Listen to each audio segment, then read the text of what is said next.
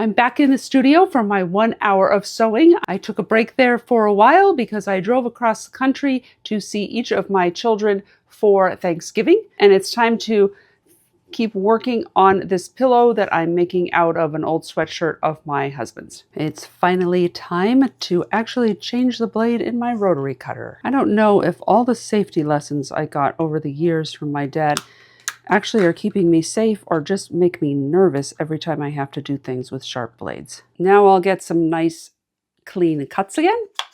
The back of the pillowcase is just going to be overlapping as a closure. Usually I just do a folded piece in the back on each side, and that way I don't have to do a lining on the back, but I didn't have enough fabric for that, so now I'm just going to cut a few pieces to sew as a facing.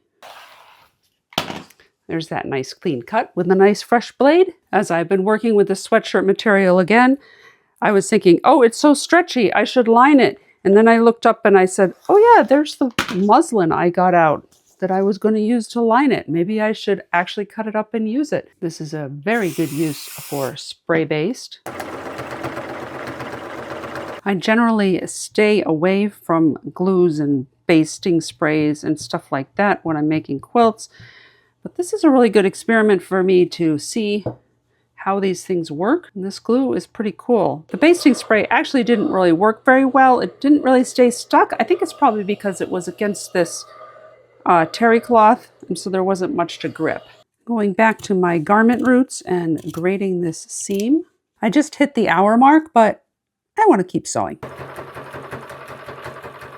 I'm not real happy with how bulky this turned out. Probably if I was doing another one, which I'm probably never going to make another sweatshirt pillow again, I would have found some coordinating fabric or something and just used that to make the facing. It probably would have turned out better. But for now, this is good.